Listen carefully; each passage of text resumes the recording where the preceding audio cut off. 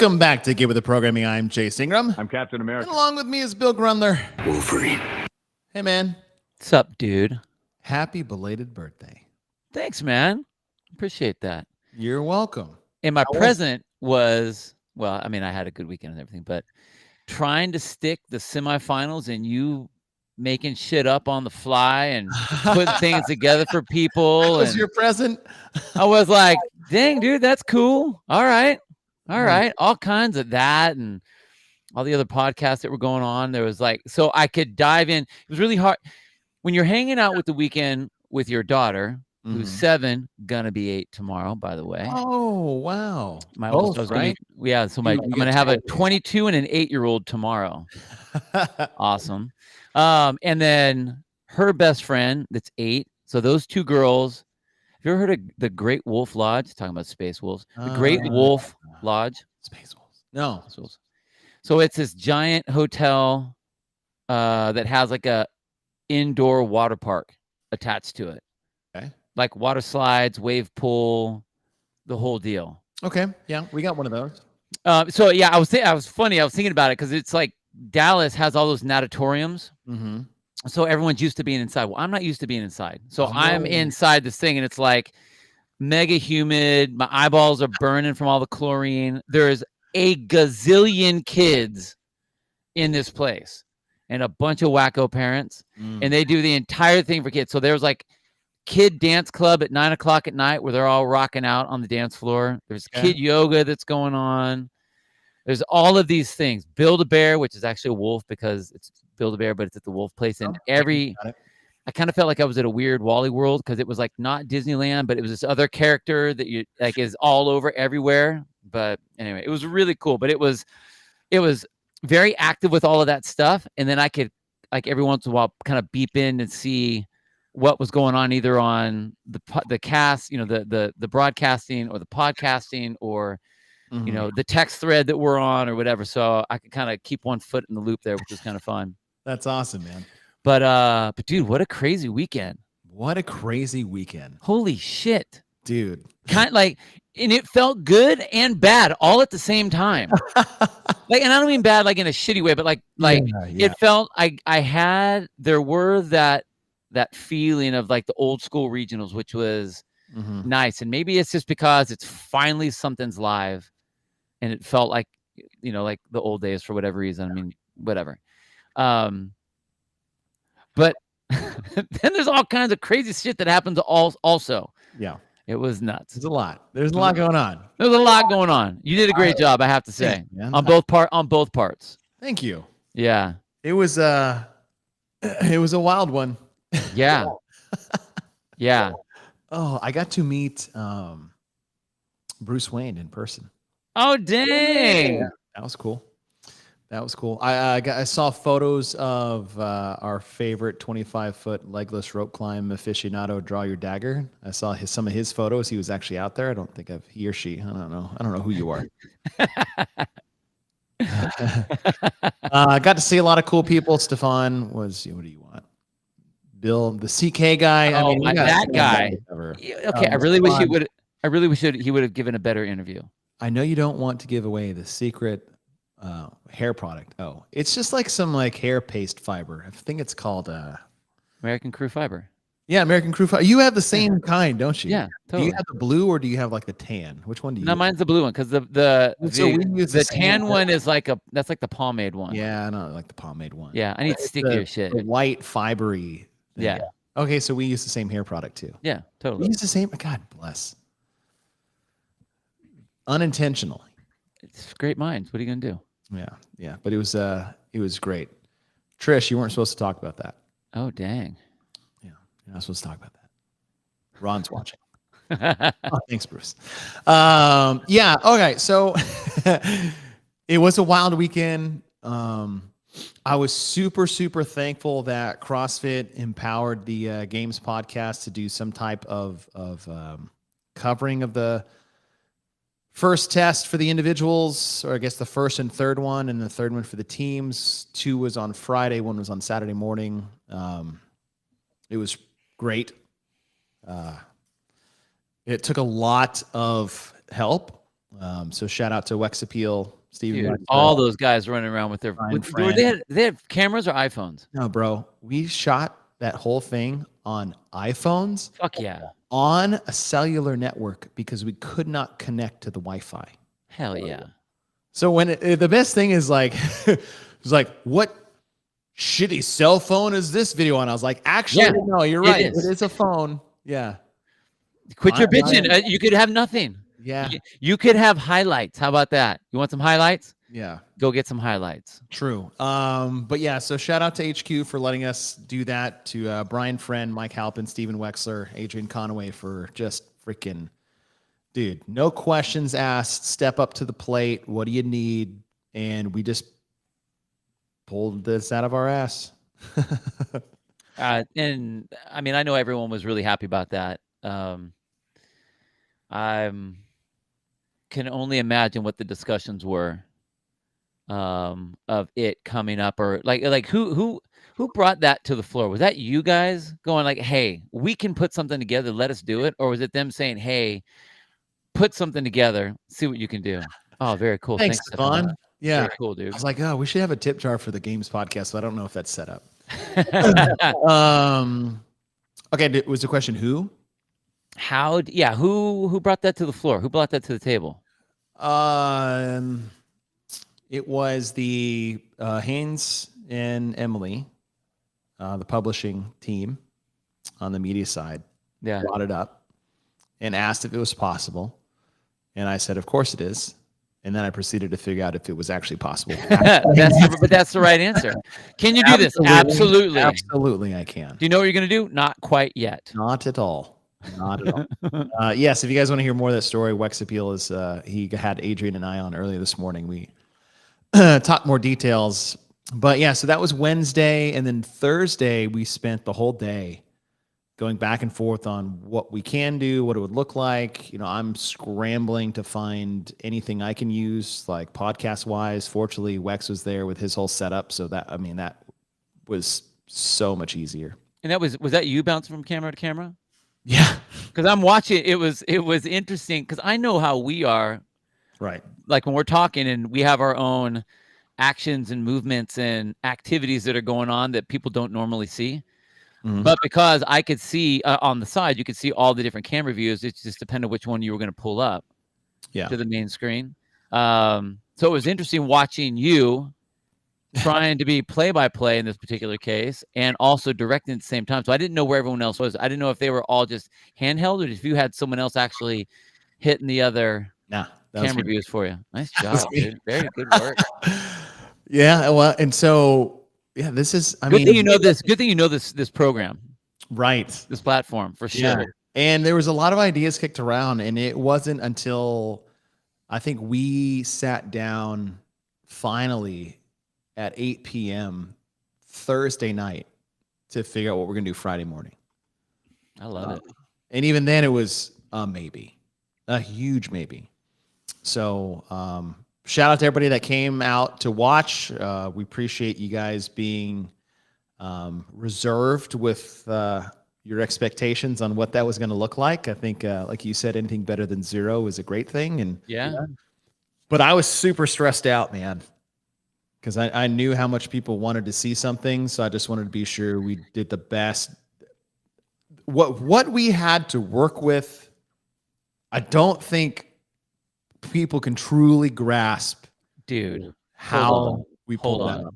Let me just tell you, all the years of Wadapalooza that we have done, the most with the minimum, gave you all the skills needed to do way more than what anyone else had any idea what they were going to.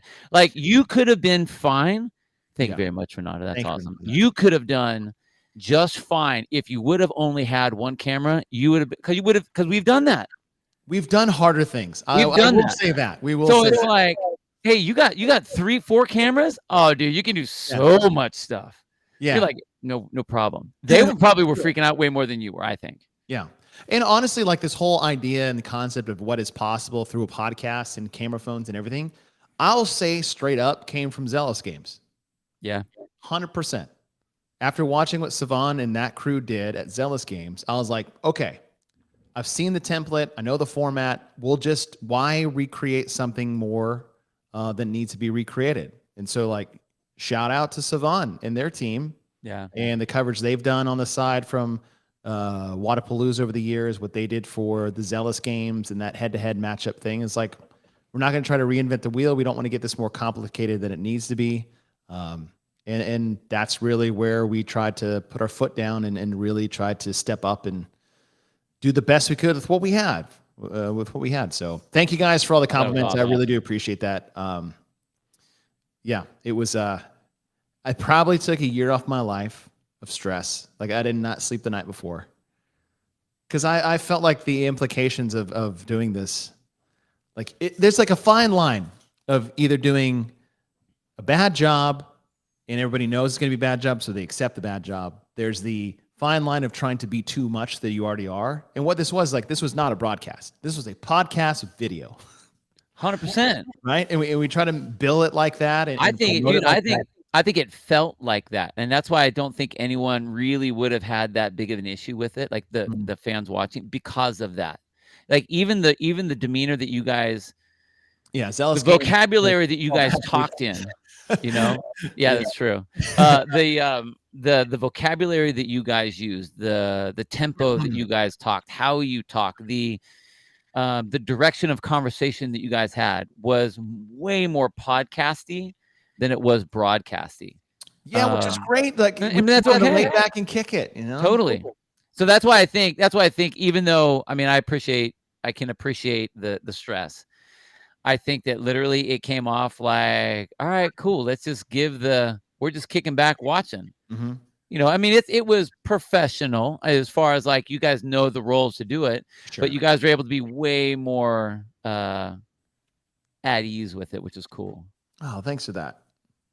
Yeah, I agree. I agree. Appreciate it. Menopause and Metcons. Go back and watch it, you guys, because it was good. It was fun. It was fun. I had a great time. It was super special. Like the coolest part, and this is not something we usually get to do, is like you could interact with people watching the show just like we're doing now on a podcast. Yeah. That we can't do on a broadcast. Yeah. And well, the access you had to the people, the access you had to the athletes right there. That was cool too. Like you guys were basically right in the middle of everything, and it was very cool. Yeah.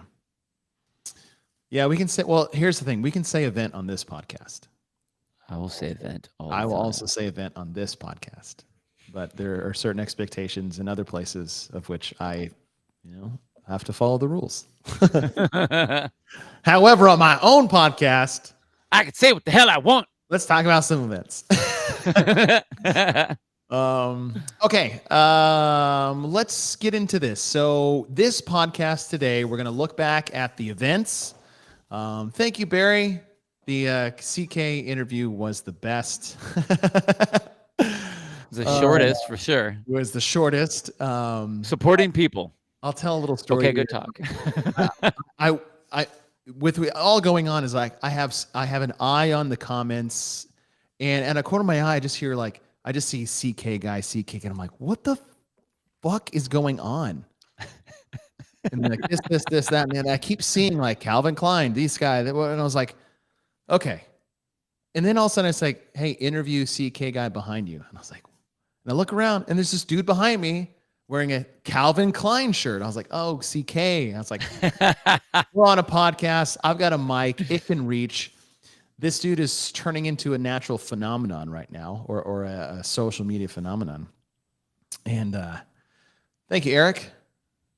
Appreciate that. Thank you for the support, team. Thanks for all the little tips here. So I went over and interviewed him, and the first question that I asked him, because I was just ribbon on him. You know, I was like, oh, is this their new athletic line? And he had no idea what I was talking about. No, he didn't. I legit was like, I should have never come over here and asked you a question. Well, you went over that. Dude, you had so much in. You're like, hey, how's it going? Hey, what's up? I'm just here to support I'm just people. here. I don't know anybody. And I was like, I am so sorry I came over. It was a huge mistake. And I try to like cool dance my way out of it the best I could. Oh, I saw the moonwalk, dude. I saw the moonwalk for sure. Just like goes into the bushes and tries to disappear. But yeah.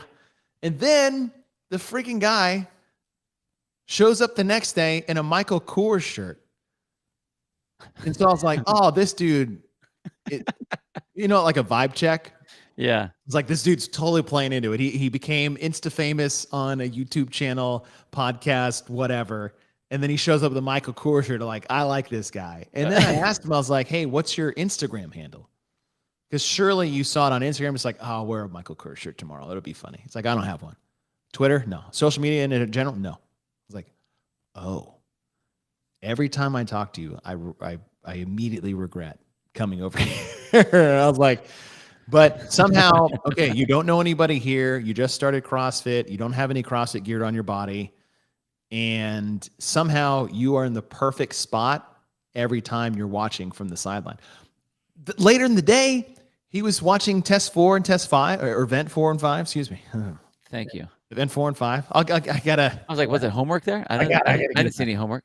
He was in the perfect spot, right on the assault runners, just from the side. I'm like, for how little you say you know a lot about where to be at all times. Yeah, he's a spy for somebody. Something. He's a spy. Something's going on. But yeah, that was good. Thanks, man. That was great. We'll see if that continues or gets replicated. We'll see. Okay. Back to what we're here. So we're going to recap the new details from the programming that we didn't have going in. We've already did a first look at the teams. We did a first look at the individuals. We had lots of questions and we had lots of things to talk about in related to small details that were not released in the programming. And how those, once they've been solidified, have an impact on the events themselves. That's what we're going to go through. We're not going to analyze the programming yet. We're going to look at these new details and really kind of take a look at how that's going to affect the event overall and those that are taking it on this weekend. Thanks, Eaton. I won't say your last name. And what that changes. So that's basically what we're doing today. All right. Let's look at the team event number 1. So this is the same what has been written. Every person at a station, 2K echo bike or 2.5 for the men, 800-meter assault runner, 150 double unders, 10 worm clean and jerks, 150 double unders, bear hug, sandbag hold. When everybody's done, you go do 10 worm clean and jerks. Every time you go back, everybody rotates through. The question was, what is the bag connected to? And I believe you guessed that the bag was connected to the double unders. Yeah. And that was right, but the bag and the double unders you do twice. Yeah. So think of it like this. Everybody starts at a station. Station 1, and I'll try to make this clear. Station 1, echo bike. Station 2, assault bike. Station 3, bear hug hold. Station 4, double unders. So you're either a 1, 2, 3, or 4 to start the event. At the end, when you're all done, the 150 double under person can only do double unders while the person is holding the bag. If the bag drops, they have to stop. Once they complete 150, they switch. So now the person who was doing double unders, which is station 4, moved to station 3 to hold the bag for the person that was in station 3 to do double unders. So both had to complete 150 double unders. So you're going to do 2 rounds of double unders and bag hold carries versus 1 touch on the runner and the bike. Which if you think about the amount of time for each one of those, that's about right. Yeah. I mean, I didn't even think of doubling. I didn't even think of like locking them together like that to where you have to do each one of those pieces twice. Yeah. That was a trip. And so what happened is when you're done with round 1 and you come back for round 2, everybody moves up a station. 1 goes to 2, 2 goes to 3, 3 goes to 4, 4 goes to 1. And whoever did double unders first, so if you're in station 4, you got the shaft holding the bag. Right. Two, 1 being a pun on point, but you got left holding the bag for those last 10 clean and jerks. And if you were the last person holding that bag, brother, it was nasty. Dude, it was devastating. Nasty. It just crushed people.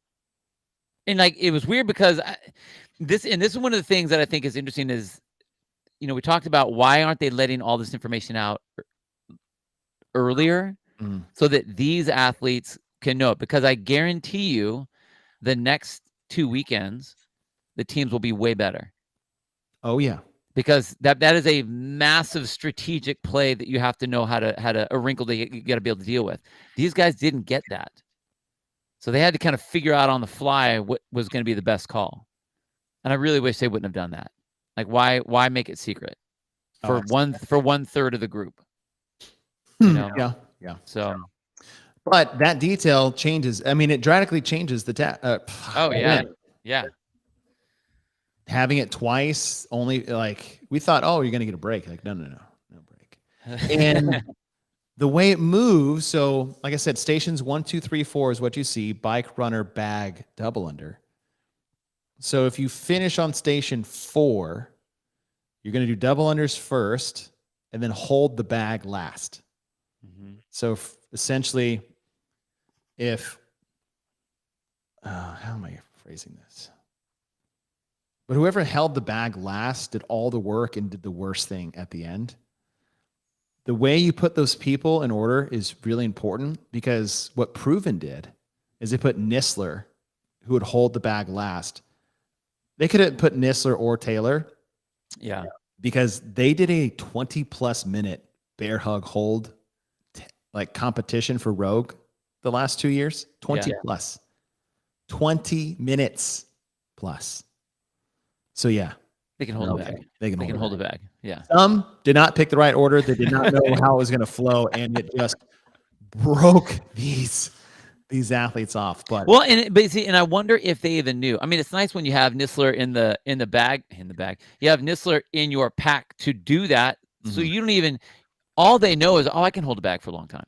Yeah. That's all they know. It wasn't we need to make sure we put everyone in the right position so that they can be okay when we get to the worm, especially that last person. They just happen to have the beastly power to be able to do that, which not everybody had. And you saw, 1, that they didn't have it, and then 2, that they put people in the wrong places. They could probably go back after a week later and be like, oh, you know what? We would totally change our personnel around. Yeah. Like, hey, me running at the end to get everybody to the bag is not where I need to be. Right.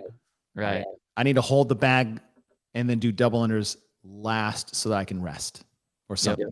Yeah. Right? With that change, how do you like that event for the teams? I like it a lot more because you start watching the races within the race. So you have to see, how hard can these athletes push? I mean, you didn't see people hammering the bike. You didn't see people hammering the run. But they had to have a good clip in each of those because you wanted the bike and the run to get off at about the same time. You wanted the bag and the rope to get off at about the same time. Being able to grab the bag and carry it and hold it up. So I love that there were a lot of extra little strategies that you could watch. And I think it left, especially like for you guys, a lot of opportunity to talk about the different strategies that people were doing. A lot of those strategies were found kind of on the fly by those teams. I think they were kind of thrown into it, not thinking they had a plan A, but really they were doing plan C, because once they got out there, it was really way more shitty than they thought it was going to be. So it gave you guys a lot to talk. So I like it a lot more. I liked it a lot more. Me too. And I like how robust that bag double up deal is. And it made that count. It made that really count. It was it. Yeah. And the runner took the longest time, but that bag sucked the life out of you. Yeah. It was awesome. Like, no one's going to be that tired off the run. All these athletes can run, Mm-hmm. And they're not sprinting in this run. They're just kind of cruising ish, Right. But yeah, you're right. That bag's different. The overall test, like if I'm just looking at the teams competing and what this event is doing to them as a team, I can say like a team test. I'm still saying event. You're testing the team. That was great. Watching it, a bit more challenging. But I mean that's team events as they unfold. So yeah, I liked it. I thought I liked that twist. I think that was a smart move. Oh, there goes Bill. Am I on? Hey, dude. Oh, hi. Did I miss all that? No. Okay. I don't know what happened. Anyway, I liked it. I thought it was good. Good. Yeah, I did too. And yes, Chelsea, they had great. Thank you. Thank you, Jan. Appreciate it. All right, let's go to another portion that we didn't really know until coming into this weekend, and it is the individual event number 1, 3K Echo Bike, hand over hand pull, 2,000 meter assault runner, hand over hand pull, 1,000 meter ski, hand over hand pull to the finish line. 225, 180 were the weights. We didn't know if this is going to be on a sled. Is it combined sled weight plus the weight on the sled? And it turns out it's, an 84-foot hand over hand pull, but it's in 3 different sections. They are pulling a carpet sled. I don't know what that. Yeah, it's like a canvas, a canvas sled. Canvas slide. 445 stacked on top of there for the women, 545 stacked on top of there for the men. And, you get off the bike, 1, 2, 3 pulls, you run your rope out each time. So there was a lot more little elements in play in this hand over hand pull. Now, what it wasn't a dedicated hand over hand only. You could reach forward, pull back. The big rules is that you couldn't step to get an advantage for the pull. So for example, what that could look like is I have one foot in front of the other. I push off my front foot, step it back behind my plant foot and pull. Like that's gaining an advantage. The gray confusing area was feet moving at all. People are slipping all over the place, falling on their butts, things like that. Those incidental foot movements were not called. Things to clear that up, honestly. Because I feel like it was a bit confusing, especially watching the athlete briefing. It was extremely confusing for the athletes to grasp what was good, what was bad, what were the penalties. Would you add anything in there to just clean that up as far as the foot movement rule? I mean, yeah, I would say the standard is you can't move your feet. Now, what you would have to do, like, how would you fix the penalty on that? I'm not really sure. Because, like, if someone, I think it would be easy to stop someone in the middle, which they now lose momentum on the bag. Mm-hmm. They are gaining time on their overall time, and it is stopping them. I mean, you can't, I think it'd be a pain to try to pull back 225 pounds, like 8 inches or something like that, if someone like pulled it wrong. Okay. But I think if you just basically say, you can't move your feet, and if you move your feet, we're stopping you. Okay. Now, granted, that puts some onus on the judge that they have to make sure that they're watching the feet, which is really, that's all they don't need to watch the bag. They just have to watch the feet. And boom, touch them. Boom, stop. I think that would make it cleaner. When I saw what the bag looked like, the slide, the slide or whatever, the object of which they adhere to. I thought And there, I mean, there was one that I know of, but I thought that there would be more issues with that thing turning, having to turn it to go back the other way, because it's not like, I don't know why didn't you just have a flat piece of metal? I mean, they have those super cheap, low end. All it is a flat slide with the clip on it, and that way when you're turning it, you know, you don't have to worry about the bag itself like folding on itself or getting like a wrinkle underneath or anything weird like that. So I thought that would be an issue too. Plus, you know, how often I don't know of any CrossFit gym that has those kind of sleds. Any. No, I've seen them on Rogue's site. I see them. I mean, they're there. Look up sleds. I heard that they use those for like army tests. Yeah. I don't know if it's because they're easier to ship or what. I have no idea. Lighter and easier to pack. And Jan's idea is, this is what I was thinking, is give them a box. A small box, but feet must stay inside the box. So if you have incremental foot movement, right, not so big that you can hold the sled and walk 2 steps back to pull it, right? But if you stay within this box, anything goes. Yeah, I'm big cool enough with to do anything, but like, it's not as hardcore as don't move your feet at all, because some people were getting pulled by the sled more than they were pulling the sled.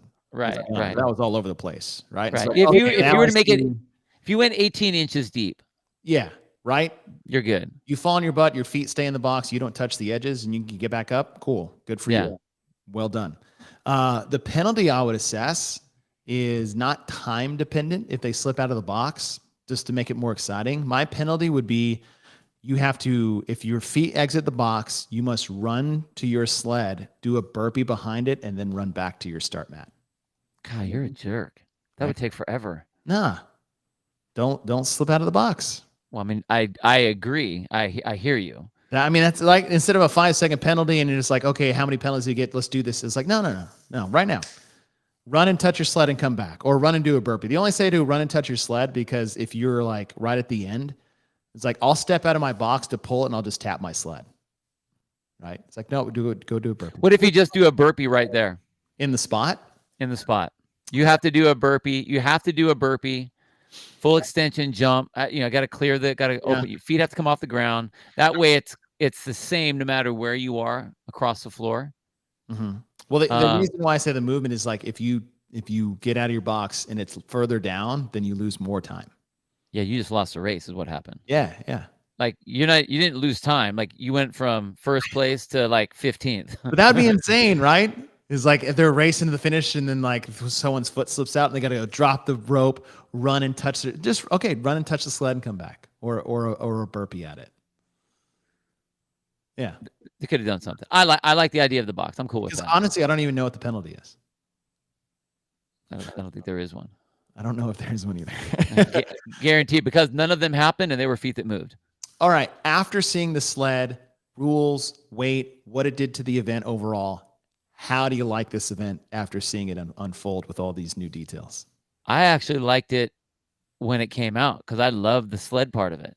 I didn't know it was going to look. I didn't know it was going to look like this, but I love the fact that it turned a machine event, and that's all everyone looked at. Like everyone's like, "Oh yeah, the sled. It'll be kind of shitty, but like whatever." It's like, like that. That was the race because everybody could do the other things, right? And then it was, do you have the power to get the sled moving and keep it moving somehow so it doesn't anchor itself back down into the ground? I mean, the athletes that could move the sled did great. Mm-hmm. Danielle Brandon, I mean, she fucking shredded that thing. Yeah. And then you saw athletes that like you thought they were pulling a car. Yeah, you know, and it was interesting because they had to play to their strengths. So the athletes that knew that they were going to struggle on the sled had to go fast on the machines. Mm-hmm.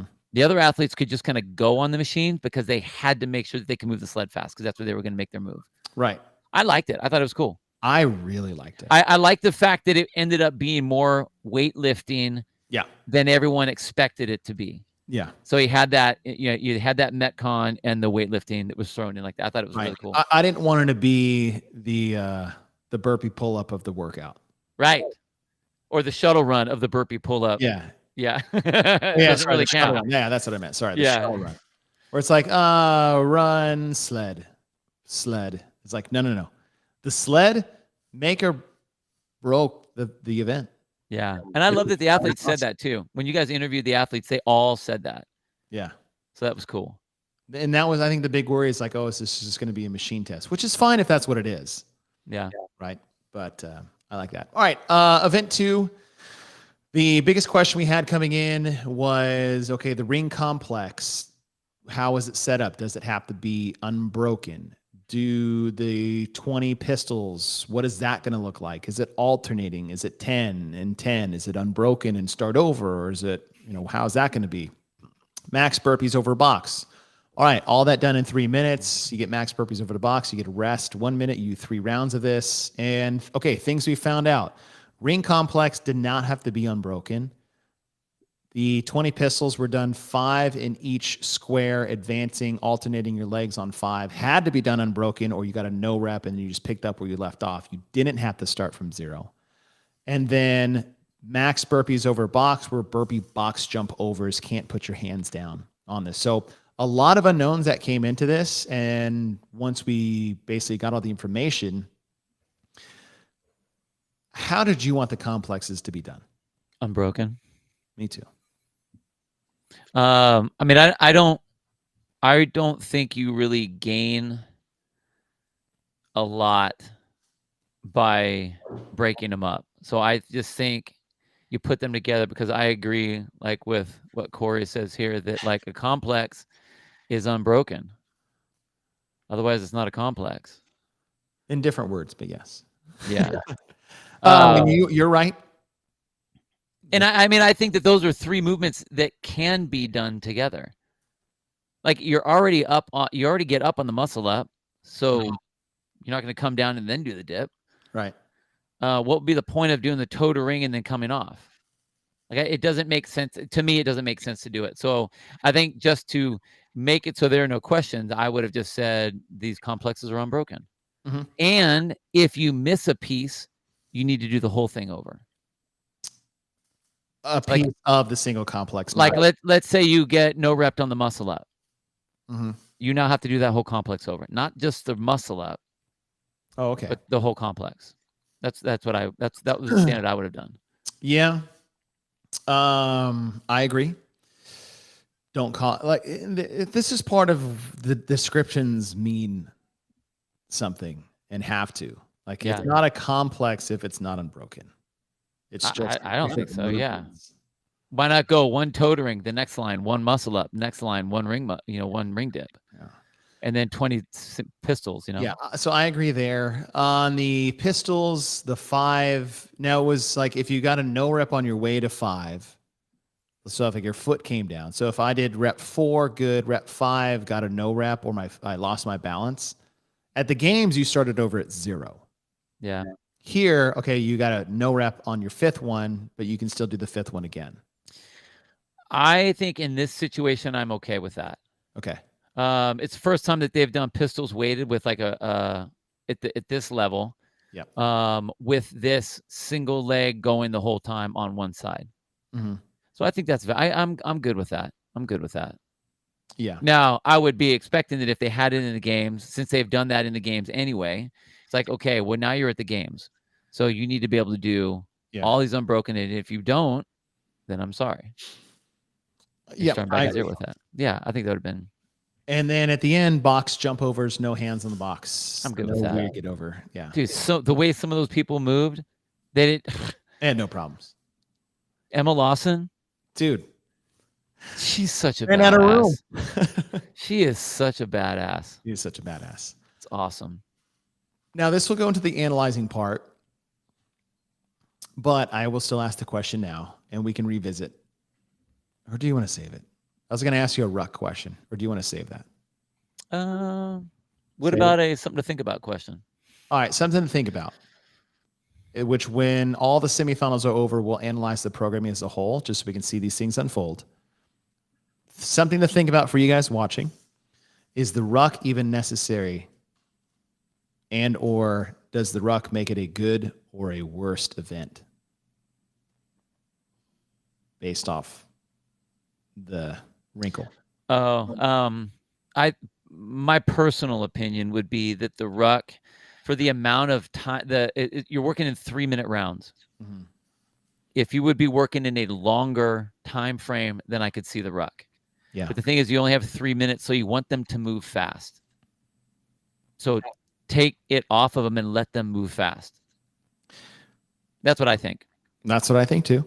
So I'll wait for 2 more weeks to give my final thought. But my initial thought after watching event 1 go and watching Linda, I'm looking at this. I'm like, the ruck seems to have added an element that we didn't need. Yeah. Gotten a different test from first glance. The other question is scoring. They're scoring this as only the number of burpee box jump overs that you do in the test, which led to, on the leaderboard, lots of zeros. Yep. Because it was 0 burpee box jump overs, not they did 0 reps entirely. And I think the one thing we should have done, I say they should have done, is just count every rep. All the reps. Because then it already does. I mean, they're already using the reps you do as your tiebreaker for the zeros. Like, you're already counting them. Right. And then they know the count. They know the count. Yeah. Like that doesn't make any sense. So you have a buy-in on 3 minutes. Pistols are 20. You have 25 reps each round. You get scored on that, and then you get bonus reps.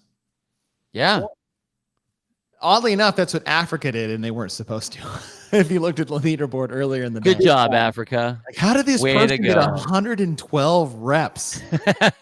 Oh, because they had 75 added to their score. But yes, I think. Was it really sponsored? Of course, it was sponsored by. I mean, I get it. Torque Tank. Whatever. Is the ruck the torque tank of the no? All right, so a lot to chew on there. Linda was pretty straightforward. I mean, the rep had to start at the top of the. I mean, that was the one thing, is like, we didn't know how the bench press would get scored. Yeah. And it was, you have to start extended, and then that's 1 rep. So if you rolled to your chest and pressed out, that was just you getting into position. Yeah. I like that because it's not a full rep starting from the bottom. The same thing I don't like. It's like a wall ball. That's like your wall ball. Yeah. Seated depth position. I was like, nope, that's not 1. Yeah. Yeah. I don't agree with that. The air squat starts at the top, not the bottom. So that's I liked that that they were having to put where the dumbbell had to hit, where your hands had to hit on the dumbbell, to where you couldn't, or at least you shouldn't, have the head of the dumbbell come to the armpit, to where you're changing that range of motion that you saw some of the athletes kind of play with. I like that event too. That was awesome. Yeah. They made it look way better than the last time they did Linda. Wow. Oh, you think? I think so. Yeah. I think so. I mean, because, well, at least the other elements, like the deadlift and the cleans, like those were just a formality, honestly. Which was cool to see. It was fun. That was a good event. I like that event. Alyssa, you can't do math, but you don't have to agree. But it's cool to know the number of burpees. Yeah. Well, yeah, minus 75 from whatever your score is. But I guess you would know their score. Well, you still know the burpees on the leaderboard, right? On the leaderboard, that's what we need. Yeah. Yeah, the number of burpees is all that matters, right? You can't get there without doing the beginning stuff. But on the leaderboard, it would just help to have all the numbers there. Yeah. Dumbbell bench, test 4 and test 5 was really one that I was curious of how it was going to go. I really enjoyed it. Like, seeing those last 30 seconds of snatches go up was awesome. Especially if you're there in person, when you can just watch it all unfold instead of having to like follow the camera or whatever it would go if you were there watching from home. but it was just like this slow build up crescendo to the last 15 or 20 seconds. And it's just like boom, boom, boom, boom. People just trying to hit these big lists at the end. I thought it went way better than I had anticipated it going initially. I still think the run was a complete waste in 4. I loved it in You don't need 5. it? No, because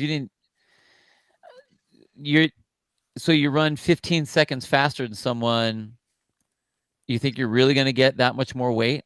So no, everyone cruised the run, Mm-hmm. and then they just lifted. So fuck it, just let them lift. Yeah. Like that. That's all it was. You got nothing for the run, so why even have the run?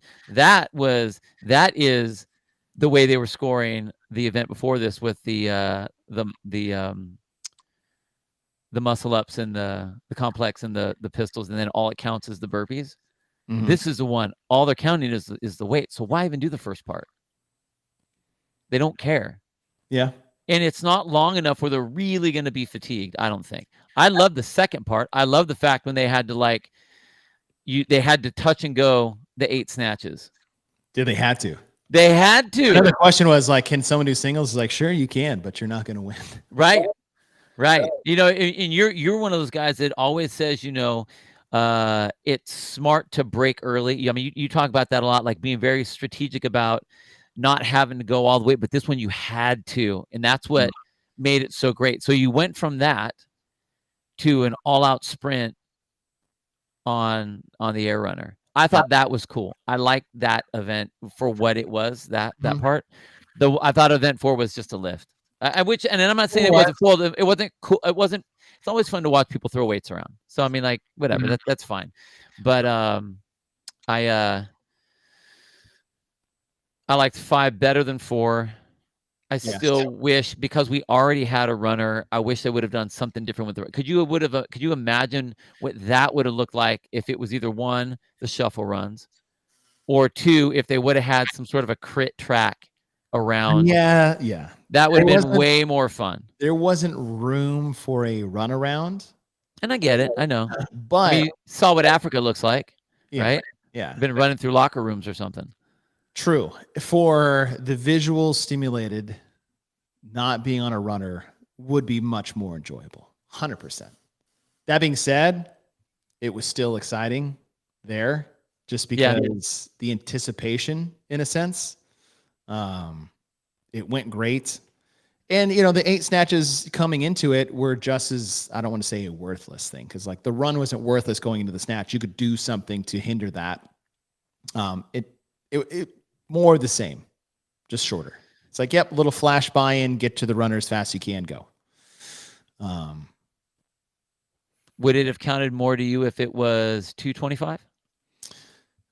So that's really where I'll start thinking about more. I think as the weekends go on, I'll probably start leaning in that department. The snatch event was awesome because we saw some big weights thrown up in 2 minutes, which is wild to see. This is okay. What would I rather see? I'll answer this in 2 weeks, but this is where I'm sitting. I'm curious to do more of a reciprocal style test, because going from run to max lift and then reps to run isn't exactly the flip of that. No, not at all. A 800-meter run into max snatches at 225 and 155 in 6 minutes. And then I agree. The flip side is 5 snatches at 225 and 155, and then you go to the runner. Right? So it's opposite. One's testing your strength under fatigue. The other one is testing your speed under more fatigue. Something that's very similar in comparison. Well, yeah, totally. I mean, because like the run doesn't count in the first one. So you're right. If you were to say, okay, well, here's a set number you have to do, or an unbroken number. Yeah. Well, okay, if it's an unbroken number, then I need to make sure that I have as much time as possible. What do you think about the way they scored it? 100 points each. Yeah. Do you think that should have been a 50-50? I think it could have been a 50-50. Yeah. I agree. I wouldn't have. I was thinking that too. I was Yeah. thinking that could have been. If they're both 50-50, I'm like, yeah, that checks. Yeah. But part of it was deliberately 100 to make it more impactful. But yeah. Yeah. It's a good question. It'll be interesting to see, and this will be something for like, I'm talking to you, Mike Halpin, those guys that are out there, and What have they done? Tyler Wilkins and those guys, where it's like, okay, what effect would it have had if it was 50-50? What effect would it, if you have one of those events, where you drop them down so they don't count as much, so you don't have the big lifter getting that one big home run event that they were hoping for, and then they could get 6th, 7th, 8th, 15th, 16th, 17th on the other events, kind of a thing. Right. It'd be interesting to see. Yeah, I'm with you. Halpin can't do 50-50 with 60. I'm sure you can math something like that. Come on. Start getting negative points. That's a good point. Good point. Give half points. Steven's question, does this programming favor a certain type of athlete? We'll get there. Yeah, that'll be in 2 weeks. That'll be in 2 weeks. Go to the known and unknowable Instagram page. They did a fun little stat on event 1 for the individuals of the top 10 athletes in the event, body weight, average body weight, and the bottom 10. And there's, I think, a minimum of a 20-pound difference. And the men were more, I believe. Yeah. So go check that out. Let's see. Okay, let's keep going here. We are now looking at event number 6 for the individuals. Things we didn't know, what the pirouettes were going to look like with the handstand and walk, what the seatless legless rope climb standards were going to be. That was really it. And the pirouettes were basically, it was a 25-foot handstand walk section separated in 5-foot increments. The first, third, and fifth section had a pirouette to be done in them. As long as your hands started behind the line, you did your work, and they crossed the line in that 5-foot section, you could come down. So like the old school open style handstand walk, right? Right. 5-foot lines, cross the line, get past the line, you get counted for that section. You could turn in any direction you wanted. Some people could go the whole way. Some people broke it up. I liked that it wasn't just in one spot. It's like, hey, just do 3 in this square and then move on. I did enjoy the handstand walk. I could see very, very soon that whole section becomes unbroken. Oh, yeah. I'm okay that they didn't have it here. I could see that at the games. But that's coming. I think that's coming for sure. 100%. I liked how it was. And I liked the fact that like you could break that if you needed to. I thought it was a great way to present that movement. With it being the first time that these athletes get it, but the skill level was still there. I mean, it was crazy watching some of the women, especially. Oh man. There's like down, spinning. Yeah. Like, oh, that's just like that, huh? Okay, we're just gonna go like that. But still, you could have some athletes that were breaking that up, and it didn't ruin the event because they broke it. It didn't have to come all the way back or anything. So I thought that was really cool. I like that. Me too. Lito, the pirouettes are pretty much the same for the team as well. They had different advancing sections, and I think they had the same rule, even though they were different. The seated legless, so those standards were, there was a tape line, I don't know, out above your head. Hands must start below the tape line. Feet must come off the ground first. Then you need to pull yourself from the ground. Once you get past the tape line, those feet can drop, basically. Actually, the feet can drop whenever they want. Yeah. They just can't touch the ground. Feet can't touch the ground for the entire rope climb. They climbed up to another tape line. Your hand must touch at or above the tape line, both hands, and then you had to lower yourself down below the bottom marker clearly with 2 hands in control before you dropped. Loved it. It was great. It was so good, dude. I was like, okay, we have finally stepped up the rope climb. Mm-hmm. Damn. Now it's like the up and the down alone was a big deal, but we just turned 15-foot rope climbs into 22-foot rope climbs. You can't jump. Yeah. It's a lot more pools. It's those were so good. It was good. And man, it nailed some of the athletes. Did some just stopped in their tracks, cruising, and then boom, mud pit. Yeah, mud pit. That's good. Done. It was great. This whole event was awesome. I know we said this before, and we were interjecting some things. It's like scrap the rower and put those double cross unders in there. Sure. Just make us an entire. And the good thing there is that this makes it an entire skills chipper. Yep. Entire skills chipper. You're visually watching someone doing. You don't have to wait for the row. They can advance every 10 reps, just like they advanced other things. Like you can do these things down and back. It adds the skill we saw from the games. All these athletes should have practiced and can do it relatively easy. Yeah. You get just as great of interference from overhead squat to pirouette, from pirouette to overhead squat when you throw those in there. It keeps it monostructural. Like, it's a question I have. Because with the row, it's just like nothing. Yeah, it was worthless. Yeah. Which we thought going in. No, totally. Even with that, this ended up being a cooler event to watch than I thought it would be. Yeah, I was looking forward to it.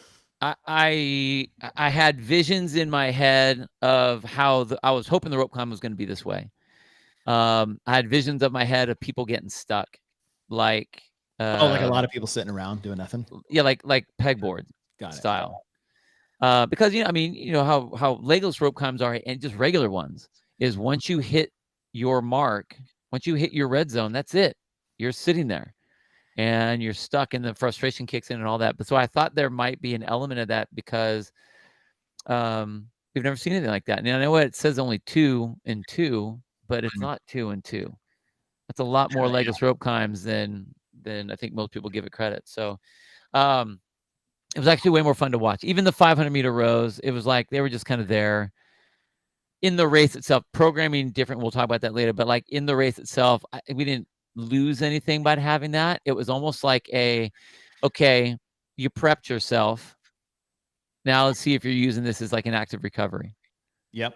So, yeah, I really enjoyed it. Sarah's comment: Raptus was a badass on the no rep. Yes, she was. I don't know if you saw this. Did you see it where she like climbed halfway down and they're like no rep, and so she just went right back up? Yes. I was like, okay. It's like, damn. All right. Yeah, that was awesome.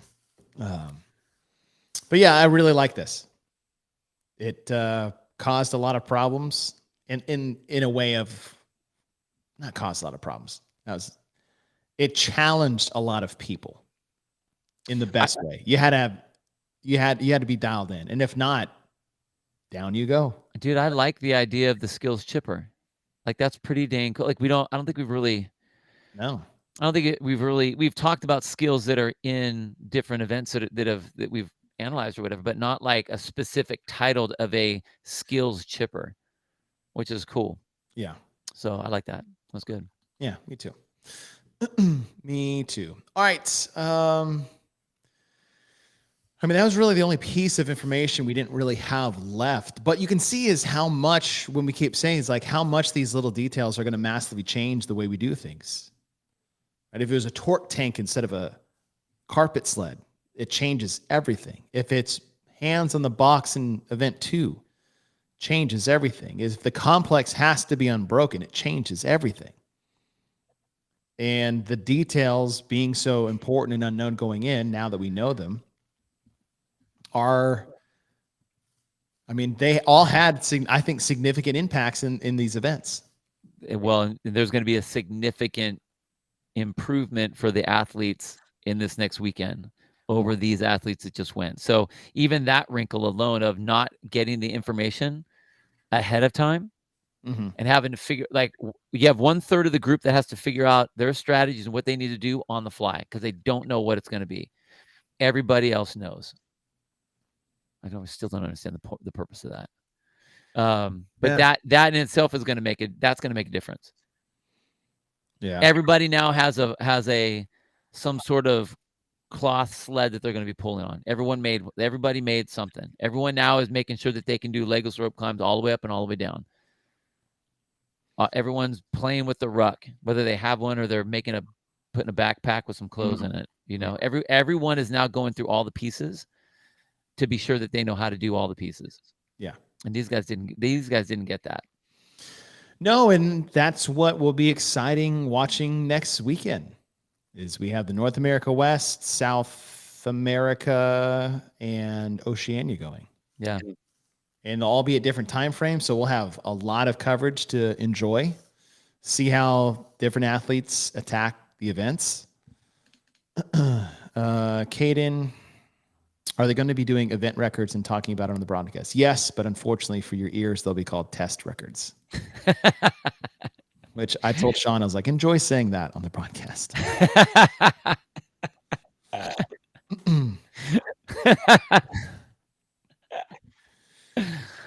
Oh, yeah. Before we pop off here, shout out to Ken at Sherpa Works. Our new merch for the OG culture just dropped, and I love these. Those are so good. Our Just Show Up shirts for semifinals. Beautiful. Get it, Pukey. Get it. If you guys were in Orlando, we had a tent there.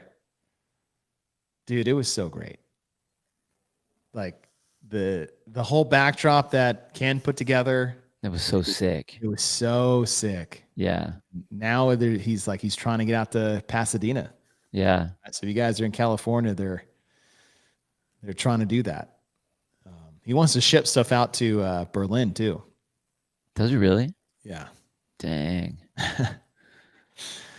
So it was cool. It was cool to have a bunch of people out there. It was cool to watch people get in the gear. I think it's just one more step forward to bringing the OG Culture brand to life. If they're in Pasadena, go check them out. It was great, and it's just it. I mean, that nails it. I think Chad created that idea. Really? Yeah, it was a good one. And that nails it, right? That's what we do. That's what we did this weekend. Showed up, did the best we could with what we had. Community showing up in spades. Like the crowd was awesome. Dude, the crowd was awesome. The crowd was awesome. I wasn't expecting that. I didn't know what to expect, honestly. After seeing some of the semis like last year. Mm-hmm. And I was worried. Yeah. Yeah. It was cool seeing some of the stories and some of the things you put out, even like the videos you put on like our text thread of just all the crowd. It was like, damn, like and I think maybe that was the OG feel. Like we could feel that as we're watching. Mm-hmm. It wasn't like we're hearing everybody talk, oh, this what's happening, that's going on. It's all empty stands in the background. Yeah. Or they push all 15 people together to make it look like there's a crowd. Right. You know, so. Yeah, it was really cool. Thank you, Chelsea.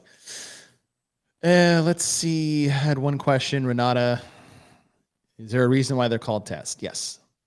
They would like to call the events an event. So like North America East is an event. What they're doing there on site are called tests. That's what they want. Keep some consistency from open to quarterfinals to semifinals across the games. Even though the leaderboard for semifinals says workouts. Well, so let me ask you this. Since these are all tests and you get to the CrossFit Games, which is the competition, are those also going to be tests? I don't know. Is it going to be the test champion? But the world's test champion. Yeah. Not to be confused with the chess champion. See, I mean, like, come on, guys. It's you know, there was this word a long time ago in lore called virtuosity. Doing the common uncommonly well. Yeah. Who knew? But yeah, look, I enjoyed it in person. I will tell anybody, if you are in the area and you can go to any semifinal this weekend, whether it's South America, Australia, or California, go. It was awesome. go, because the more of you there, the more fun it's going to be for everybody, including yourself. It was so great. Like, as fun as it is to watch online, if you can't be there, if you can, don't be like, oh, I can watch it. Like, go for a day. Go for a day. And what's a great day? Friday was a great day. Saturday, they're all great days. Sunday was awesome.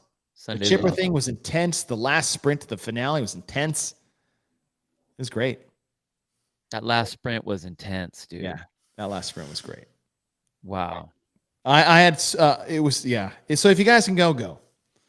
If you guys can go. Highly recommend it. Highly recommend it. All right. Bill and I will sign off here. We will analyze the programming after all the semifinals are done. That's when we'll analyze the programming. And then we will reprogram. Yes. Yes. So we'll analyze the programming after 3 weeks. We'll follow that up with a reprogramming, because we do have some ideas that won't drastically change the tests themselves. Sorry, I've been saying test for 4 days. Dude, this is the best right here, man. Dude, Caden's killing it right now.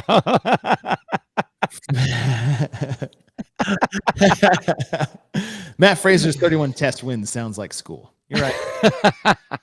You're right. Test wins. Test wins. Yeah. Not wrong. I'm just doing what I'm told when I'm supposed to be doing what I'm told. Other than that. Yeah, so Vince, come on. That's All funny. grown-ups here. It's an event. It's so weird. But hey, pick my battles. Pick my battles. All right, after that, hey, you guys watch. Things will kick off on Thursday at the North America West. The other semifinals will start on Friday. I guess, I don't know, is Australia ahead of us? So they might start Thursday night. Yes. Might be the case, I believe. Yeah, Thursday night, because it'll be Friday morning for them. Mm-hmm. So just a lot of coverage, wall to wall. So if you guys can't show up in person, show up online. And for all of you guys that came and watched the podcast bootleg coverage and your support, thank you. For those of you guys that are in the chat, being a positive force of information, also thank you. That is very rare. So the uneducated that were coming in is like, this broadcast is the worst broadcast we've ever seen, and this is terrible. It's like, you're right. This is also not a broadcast. This is a miracle. For those of you guys that were in there defending it, that was really cool. That is a rare thing on social media these days. Usually you say nothing, or you just shit on everybody for the next 6 hours of coverage. But you guys were awesome. One more shout out: Wex, Brian Friend, Mike Halpin, Adrian Conway, and CrossFit for greenlighting it. I don't want to forget that. They had to sign off on it. They had to come to us with the let's try it, and props to them for giving us an opportunity to do something. So, and last but not least, happy belated birthday, Bill. Thanks, dude. Happy belated birthday. All right, y'all, safe travels. Those who are traveling. Billy, happy birthday to your 2 baby girls. Yeah. Two birthdays tomorrow. All right. Y'all take care. Good luck.